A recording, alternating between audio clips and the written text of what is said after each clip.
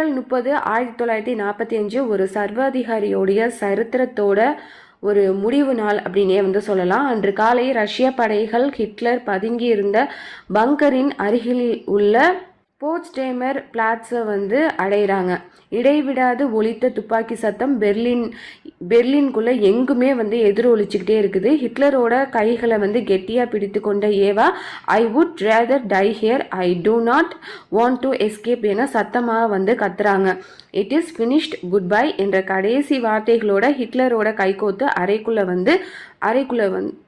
வந்து போகிறாங்க. ஹிட்லரும் அங்கே இருந்தவங்களும் வந்து அமைதியாக கைகுலுக்கி விடை பெறாரு. ஒரு சில நிமிடங்களுக்குள்ளேயே உள்ளிருந்த ஒரு வெடி சத்தம் வந்து கேட்குது. ஹிட்லரும் ஏவாவும் வந்து இறந்து போகிறாங்க. Your birth may be common, but death may be history. இதுதான் ஹிட்லரோட வாசகமாக இருக்குது. இதுக்கப்புறமா 2ஆம் உலக போர்